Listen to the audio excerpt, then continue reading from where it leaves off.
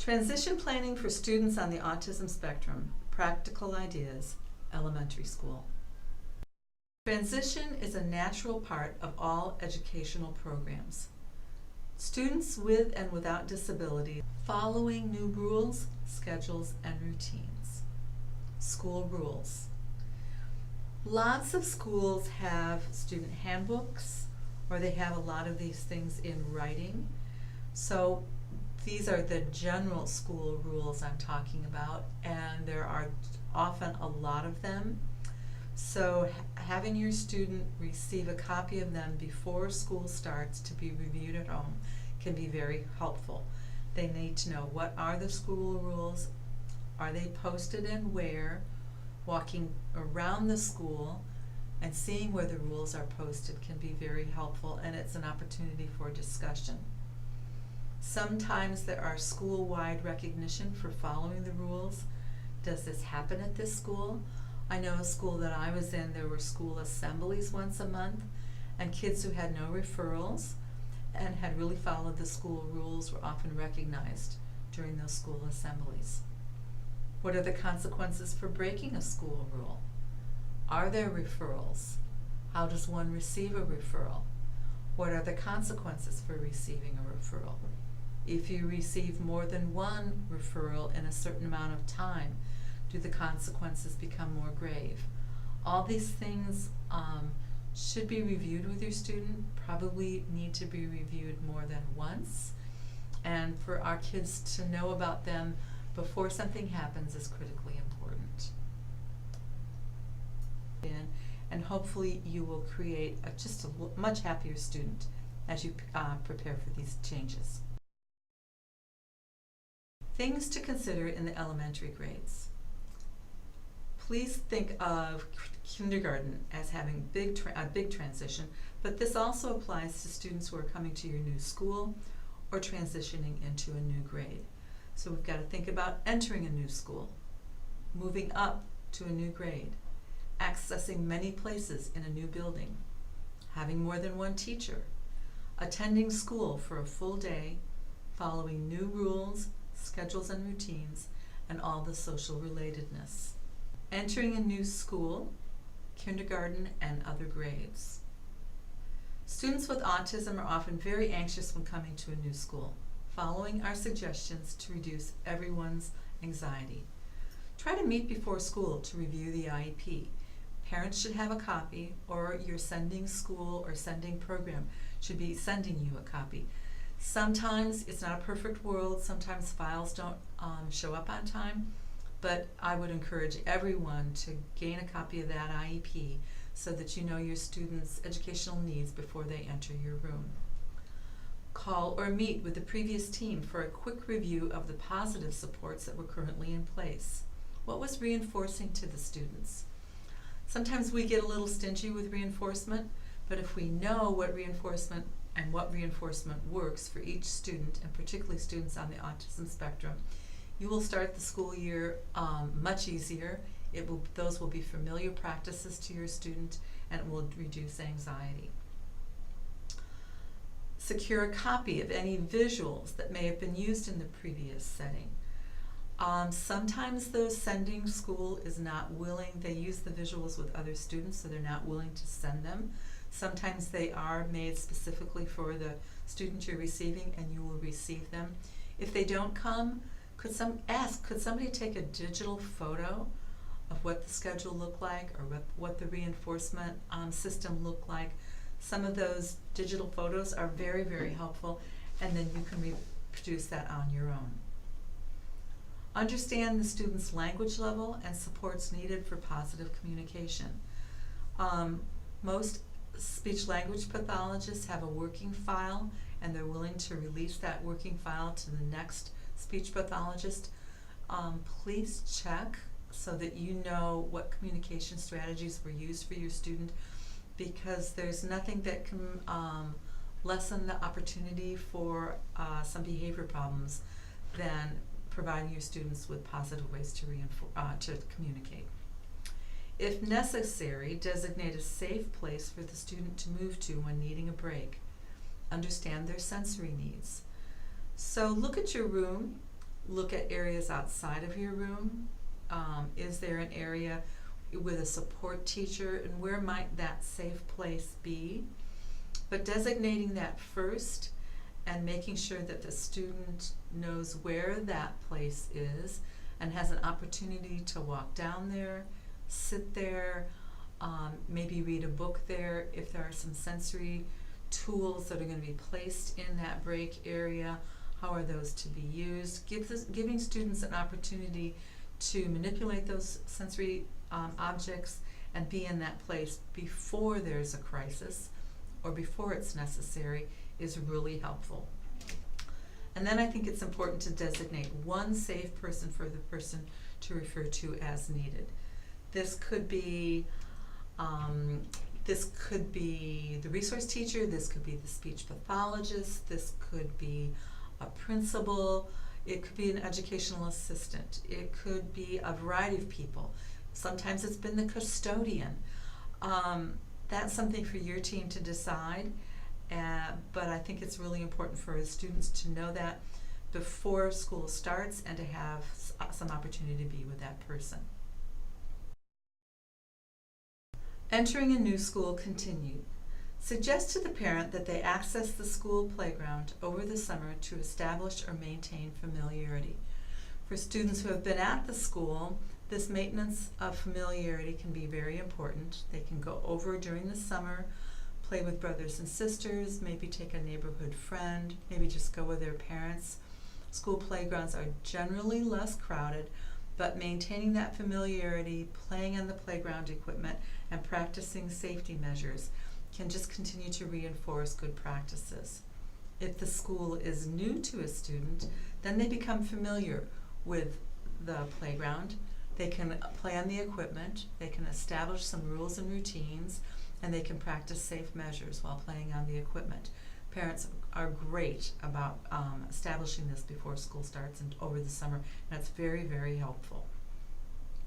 Before school starts, make a time when the student can come to the new school and classroom to walk around, look at materials, meet staff when the building is less crowded. Entering the classroom, looking at materials, knowing what students can look at and play with, what's teacher materials, what's off limits, where their desk might be, can all be really positive things to reduce anxiety for a student who's coming into a new classroom. Take pictures of the new staff that will be immediate contacts for the student. So you might want to take a picture of the classroom teacher, the principal, any educational assistants, any specialists. But if kids can go home with a picture of those people labeled with the person's name, they can look at that and become familiar, and then that just reduces anxiety and adds to comfort level as well. Please know that a lot of students with autism spectrum have what's called face blindness, so this is just a real strong visual tool to help correct that or help kind of lessen that. Be sure to visit the cafeteria. Remember, the cafeteria equals noise, smells, and crowds. So visiting the cafeteria before it's in use and before it's very crowded can be very helpful. Students can also locate the table. Generally in elementary school there are table assignments labeled with the teacher's name. They can find that table and know where they're going to be sitting before school starts. They can ask questions, can talk about cafeteria rules, and it would be really nice if the staff in the cafeteria are there. They can go behind the serving area to the serving area and meet that staff person. Let the student choose their desk or show them where they will be sitting. Might they bring their materials and place them in the desk? Some teachers before school starts have already labeled desks and have student assignments made. So having a student locate their desk and know where they're going to sit can be very, very helpful. They might have input. Maybe they don't like that seat assignment. I find that kids have pretty logical reasons for why they don't like a seat assignment. It might be that they like to be by a wall because it provides some definition. It might be that they like to be by a door. It might be that they like to be by the teacher's desk in the front of the classroom or the back of the classroom. But kids have real good reasons sometimes about why they want a particular seat selection. And locate and walk into and maybe use the communal bathroom. Point out the girls' versus the boys' bathrooms and where the adult bathrooms are. There are multiple bathrooms in an elementary school. Generally, students go to the bathroom that's closest to their classroom, but that's not always the case. What bathroom might they use if they're outdoors playing? What bathroom might they be asked to use if they're in the cafeteria? So locating those and becoming familiar with those bathrooms are pretty important. And finally, go to the gym. The gym is a huge, large area that's generally completely new to most students that are coming into elementary school. So it's cavernous, it can be a little bit loud and echoey. So allowing your child, your student, to go to the gym, meet the PE teacher, maybe run around the gym, see where equipment's stored, and having some opportunity to explore can be very helpful. Talk to the student. What are his or her special interests? Many children on the autism spectrum love to share that, have special interests, and want you to know about that. Once you know about those special interests and or special talents, that you can use those to your benefit, you can use those to turn into some reinforcing activities, and it's just a nice thing to know so that you can give some positive social reinforcement to your student.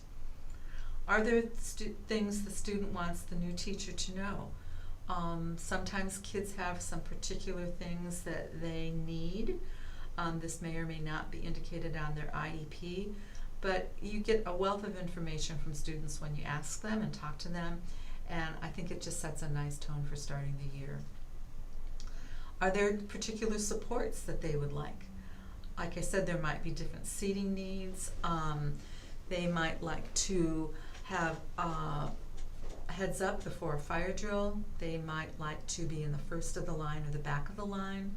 They might want to exit the classroom just a little bit ahead of their class when walking to specials or walking down to the cafeteria. Students have a lot of particular ideas about what supports they need, and I think if we get it from students and respect that, then we can craft a good program for them. Will there be additional adult supports, and can the student meet that person? Not all students have educational assistants on their IEPs, but some do. If that's indicated on the IEP, might the student meet that educational assistant or assistants before school starts so that there's a developed relationship or beginning of a relationship? Take a picture. If needed, can the student visit last year's teacher to just say hello and see a familiar face? Last year's teacher can offer words of enthusiasm and support. And again, this is just a measure that just tries to make the student comfortable before the year begins.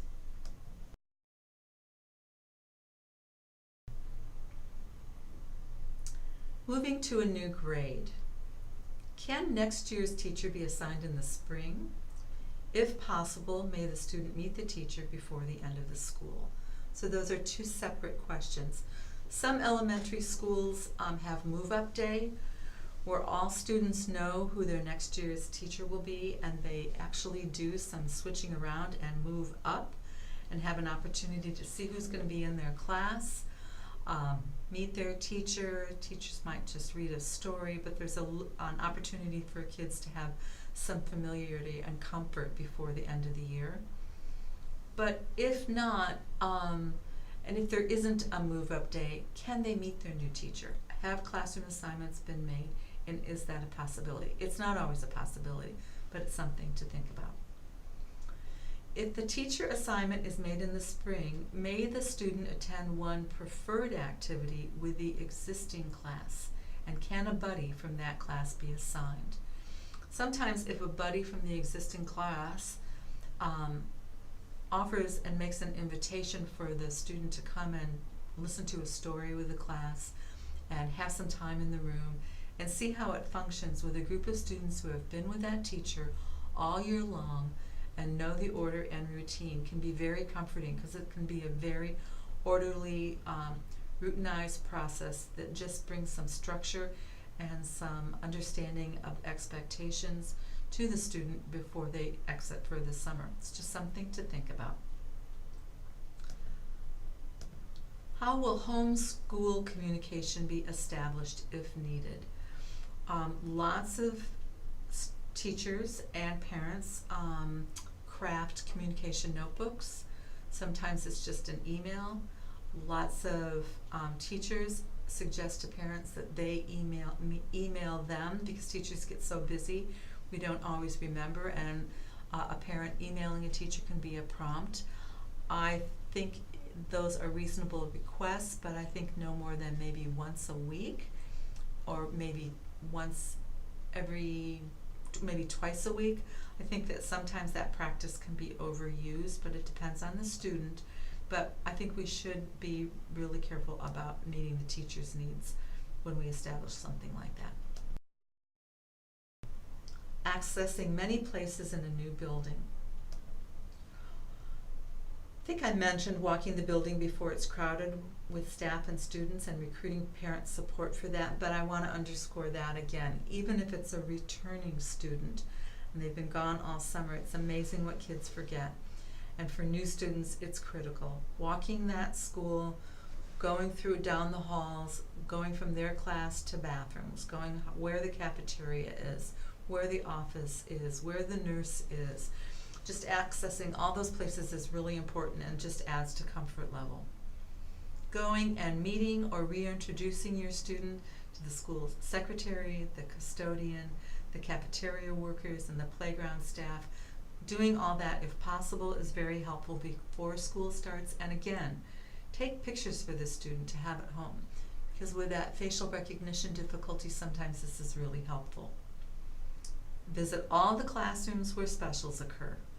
If you have art, music, library, any of those kinds of specials, the computer room, it's very, very nice for the kids to go see those rooms before they go with their class, because they might have opportunities to talk to the staff person, to ask special questions. And I think reinforcing this and having opportunities to do things before the actual day when they go with their class is helpful, because our kids need multiple opportunities for practice. Meet support staff, such as the resource teacher, the speech pathologist, the librarian, and the school counselor. Though they might not be directly serving your student, it's just familiar faces. I think it's really nice for those staff members to know students who might have special needs. If it's kids in self-contained classrooms and they aren't going to have as much contact, it's just really nice to have another staff person say hello to that student when they greet them in the hall or something. For some students, having a map of the school is helpful. So that's a question you might want to ask. Is there one? Can your student take that map home? Can they highlight where their classroom is? Can they find the front door and how they will come in the morning, and draw a little kind of path with a yellow marker on how they get to their classroom, find all the specials. It's just another opportunity for students to learn the building so that it's not so scary. Attending school for a full day. For a kindergarten student, this is generally their first time that they will be in school for a full day. Now, maybe not.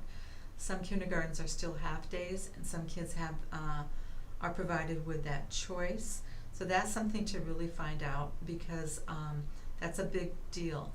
So if as a kindergartner they only spent half a day in school, then as a first grader, that's going to be a real adjustment. So find that out. Find out when school starts. Maybe write that down. Maybe draw a little clock face so that that's something that the student can take home and have with them so that they know when school starts. What about lunch? Hot lunch, cold lunch? Is there a menu to review? Is there a sample menu they can take home? How does that work? How much does it cost? Do they have to have hot lunch every day? All those questions are probably rolling around in your kids' heads, but they might not have the language or the processing speed to be able to ask those questions. So providing this information for them is really helpful. When are the natural breaks, like lunch and recess? These are really important things for kids to know. It's important for them to know that they're going to have a recess. It's important for them to know when there's going to be lunch. It's important to know when school gets out. So again, you can use a clock face or some sort of visual to establish those breaks for them.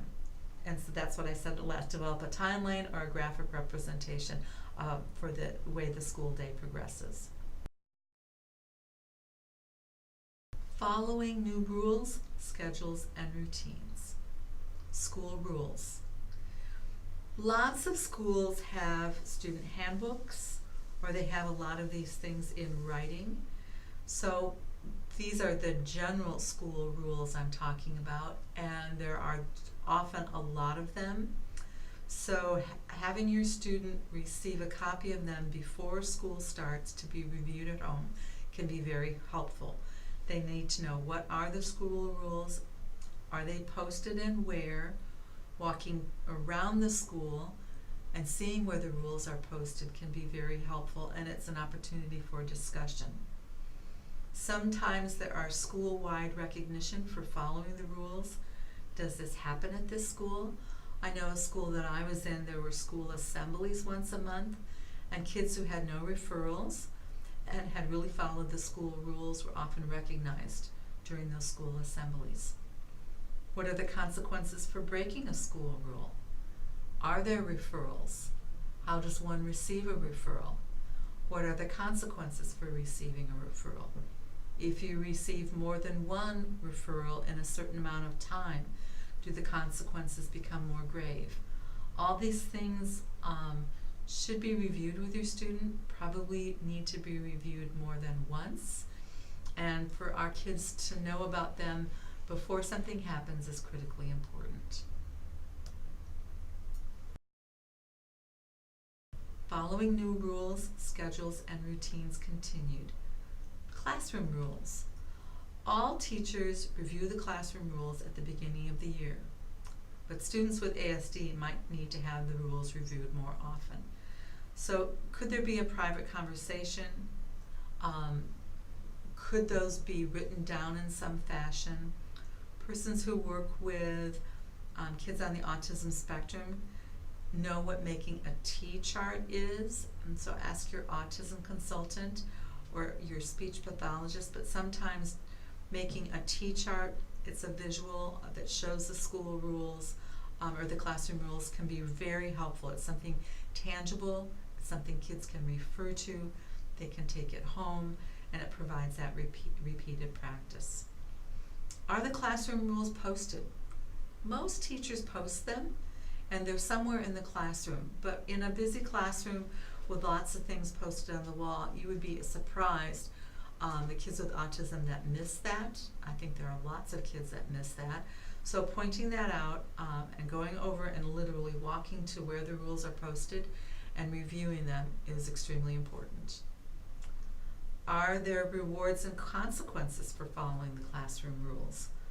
Does the teacher have rewards that are community-based, so that if the whole class receives a certain number of rewards, there's a classroom party? Does a teacher follow a consequence hierarchy that moves kids along, that if they go from green, they could go to yellow, they could go to red? And are there consequences that are established in that level system? Kids need to know that ahead of time. All kids need to know that ahead of time, I think, but kids on the autism spectrum definitely need to know that ahead of time, or those surprises can create some pretty extreme behaviors. So please review this more than once and really have a conversation with your kids. And again, that could be part of a T-chart or something, that a visual that someone makes for your student. And so that's the final thing, that having a copy of the school rules to review at home can be extremely important, but they can also be turned into these other visuals that I think can be helpful. Remember, it's all intended just to reduce anxiety, as well as have a compliant student. Classroom schedules. Most teachers post their daily schedule using a pocket chart or writing it on the whiteboard or a chalkboard. Continue to review, so this is really important. Kids need to see the order of the day. Some teachers do that religiously, but then it starts to fade out as the year progresses. I'm an advocate of continuing to review the schedule daily and doing it throughout the year. I think we sometimes imagine that students have the schedule memorized, and they probably do, but on those days when your student comes and is feeling highly anxious, you will be surprised how grounding that can be for them to come and see the posted schedule and know what's going to happen during their day. So they need to know where you post your schedule, and it really sometimes is walking your student over and showing them. It needs to be that concrete. So I would encourage you to do that so that your student's very aware of where the schedule is posted. If changes occur during the day, announce the change to the whole class and physically change the schedule. I was in a classroom one time when the teacher had posted the schedule. It was picture day. Like many times during picture day, they got behind, and so rather than having it 10 o'clock, they were going to have it at 10:30.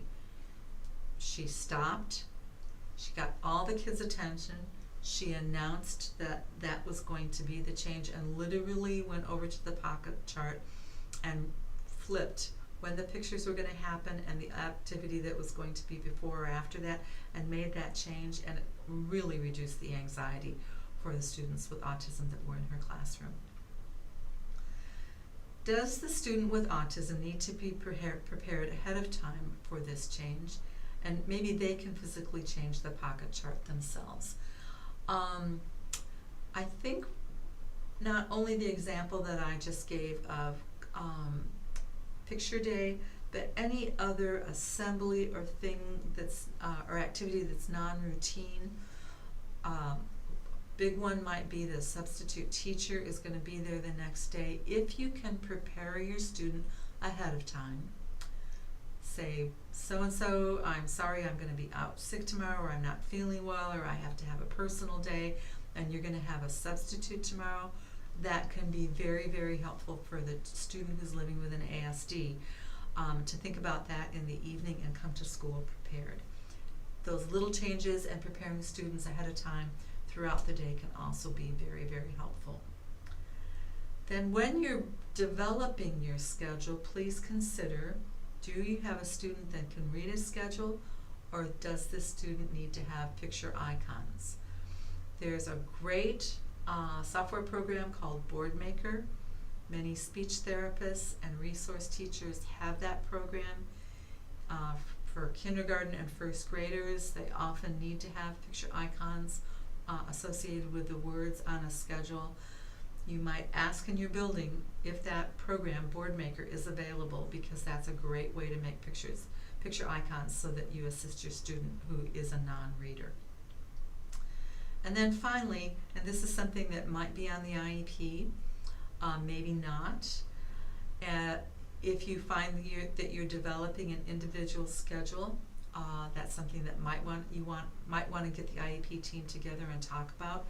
But some students do need that. They have an individual schedule that's either in a notebook or on their desk.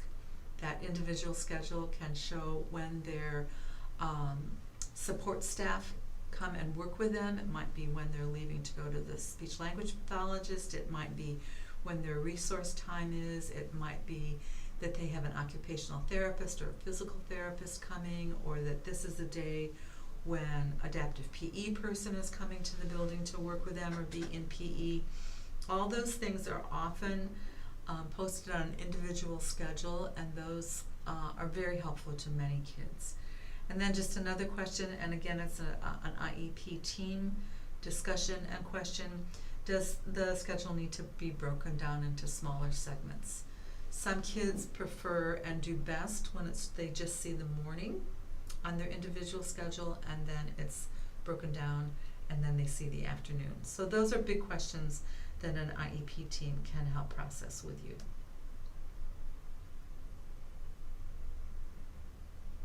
Classroom routines. In the classroom, how does the day start? Teachers have a wide variety of ways that they start their day.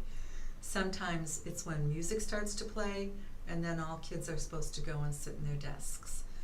Sometimes, especially for older elementary kids, they hang up their things, they hang up their backpack, they turn in their homework, and they do a little bit of socializing, and then class starts. Some people have their students meet on the rug area, and they do a little community gathering before they start the day. There's just so many different ways that that needs to be clearly talked about and demonstrated for students. What are the routines for going to the bathroom? Does everyone just go at the same time? What if you have personal needs that are outside of that routine? How do you get to go to the bathroom? Do you need a hall pass? I think we're getting a little bit more concerned about students having hall passes even at the elementary school level, certainly at middle school and high school, but that's something to establish as a routine. Where is that pass located? How does one get to use it? Sometimes it's if the girls' pass is gone, you have to wait till it's returned, and vice versa for the boys' pass. So all those routines need to be established.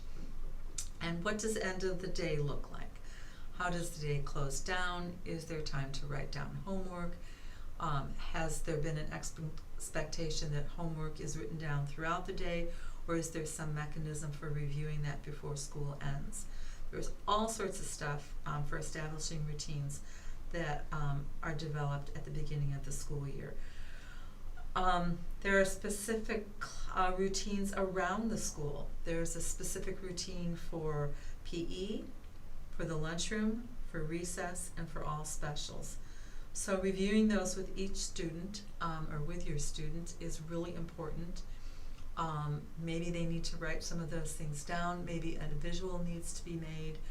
I know a pretty typical PE routine is change into your PE shoes, walk down to PE, gather and maybe sit on a particularly designated line. Teacher takes roll count, maybe they do warm-ups, and then the activity of the day is announced and talked about. So each teacher has real special routines, and those need to be taught. And again, for students on the spectrum, teaching that we do a lot of teaching that first week of all those routines.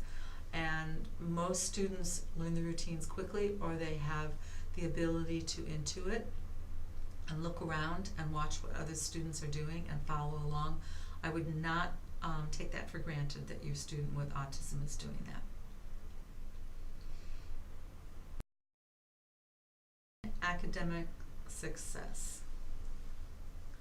There are standard expectations, there are modified expectations, or parallel instruction. I think it's really important to look at a student's IEP and know if classwork is modified or if there's parallel instruction, because that is a specially designed instruction that's been set up for your student and really needs to be understood. If you have a student who's fully included and is working towards the Common Core standards, I have one particular bias. If you start changing those, if you start modifying those common standards and expectations, you might be changing them up a little bit, you might be modifying them a little bit. But if you find that in your practice with your student, in order to ensure academic success, you are starting to modify work a great deal, please refer to the student's case manager or call an IEP meeting, because I have seen too many times when that's just been naturally done for students to ensure success, but when they go on to middle school, all of a sudden you realize you have a student who's really working towards a modified diploma, and that was maybe not clearly understood, but the later grade outcome can be tremendous. Homework. Discuss homework with the family. Are students doing modified homework, or are they doing all the homework that other students in the classroom are doing? We can make accommodations. A classic one, say take math, math calculation arithmetic page. It might be that the student does half the page, or it might be that they do the odd number of problems. They're still doing the same content and still getting the same experience and learning the same material, so that's not considered a modification, it's considered an accommodation. That should be listed on the IEP. But again, if you start making significant changes to homework, or if parents start saying that homework is too difficult and they're not going to do that, you are starting to shape a student who is going to get a non-standard diploma.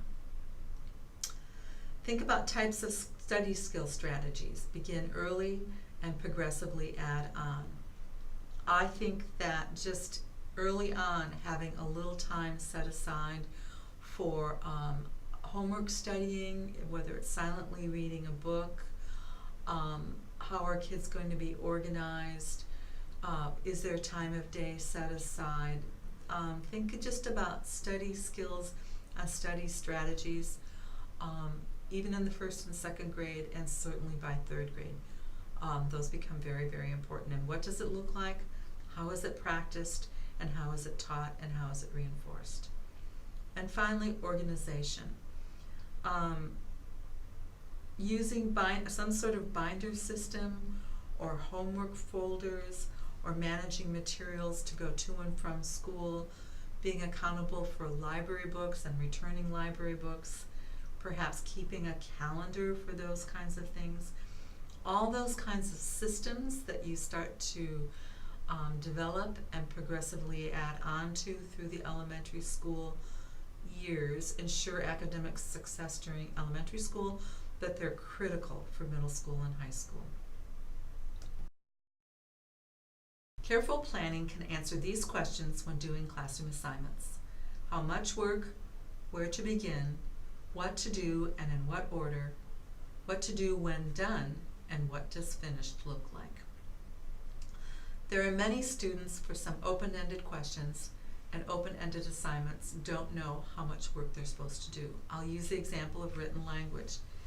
Even for little ones, first and second grade, draw a picture and write about your weekend.